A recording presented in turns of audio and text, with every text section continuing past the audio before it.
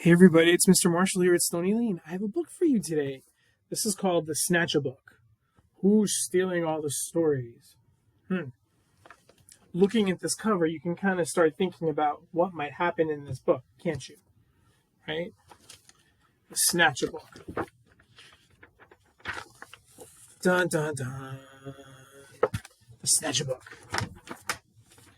One dark, dark night in Burrow Down, a rabbit named Eliza Brown found a book and settled down.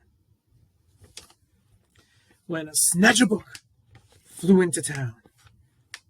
Uh-oh.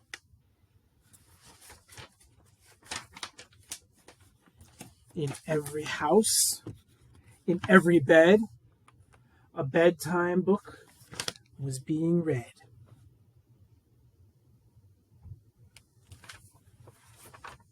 So here's the Snatchabook. Tales of dragons spitting flames, witches playing spooky games, pirates on the seven seas, princesses trying to sleep on peas. You know what that is, right? The Princess and the Pea.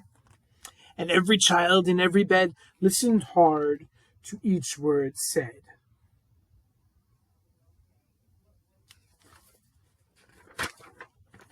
Eliza Brown, at number 3, was reading quite contentedly. See the story she's reading? What do you think that story is? You know, don't you? It's Little Red Riding Hood. Her curtains opened just a chink. She barely had a chance to blink. Her storybook just disappeared. Eliza found that very weird.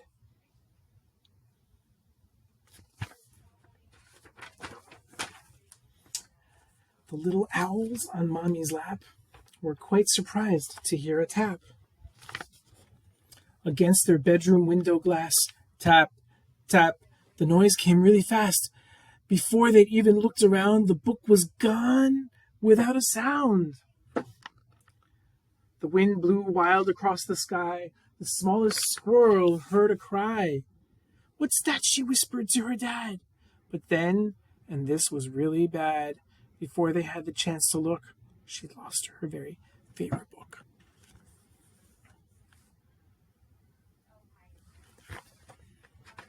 Terrible, right? And so it went, night after night. Books disappeared from left and right. 5 books here and 6 books there. The shelves began to look quite bare. Look at that. Everybody's books are disappearing. It's the Snatchabook, isn't it? In Burrow Down, the rumors spread of book thieves under every bed. Eliza Brown at number 3 was keen to solve the mystery.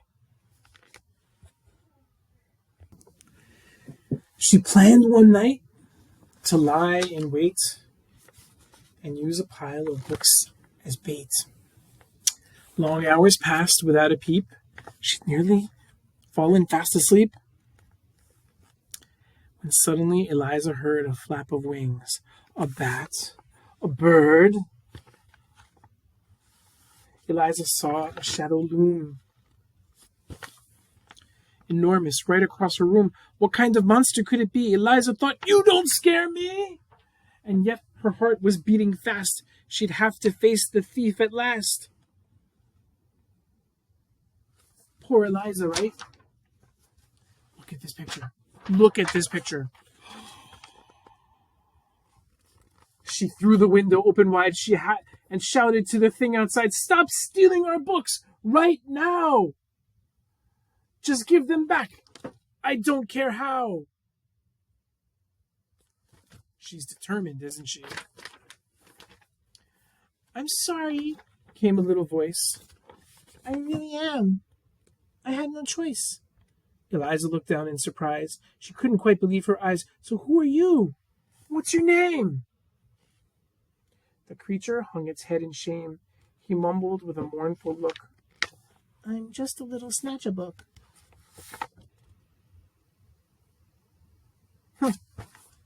Sounds kind of cute for someone that's stealing books, huh? Eliza nodded solemnly. She sat the creature on her knee. You can't just come and help yourself to every book on every shelf. A tear rolled down the creature's eye, and softly he began to cry. I know it's wrong, but can't you see? I've got no one to read to me. Eliza sighed. He looked so sad. If he just had a mom or dad to read him stories every night, well, then he might behave all right. Isn't that funny? Sometimes characters in books, and sometimes people we know who we think are really bad people, really have something sad about them. The Snatchabook has no one to read to him, so he's doing something that makes it look like he's bad, and he shouldn't be doing that. But there's a reason, and Eliza's heart knows that. Doesn't Eliza know that with her heart? That very night, they hatched a plan, and so the Snatchabook began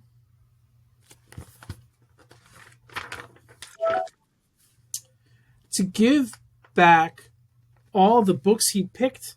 Eliza Brown was very strict. Then, trying hard to prove himself, he stacked them neatly on each shelf.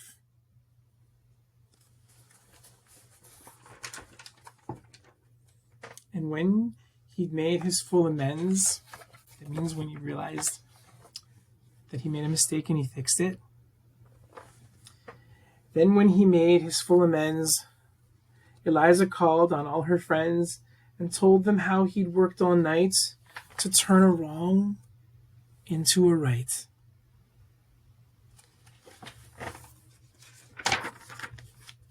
And now, each night in Burrow Down, as darkness falls upon the town, in every house, in every bed, a bedtime book is being read. It's back to normal, right? And if you take a closer look, you might just see the Snatchabook perched happily on someone's bed, listening hard to each word said. And that is the end. What a cute little book, right? What a good little book. So the Snatchabook, at first we thought the Snatchabook was just bad. But we realized that there was a reason that the Snatchabook was doing that thing. And Eliza's heart really figured that out, right? Are you the kind of person that has the kind of heart that can really see what's good about someone else? Sometimes that's really important, isn't it? Okay? And the Snatchabook really changed. The Snatchabook really learned the lesson, didn't he? Wow. What a great book. Do you like to read books? Do you like to read books with someone that you love? That's awesome. Okay? All right. I hope you enjoyed that, and I'll see you next time.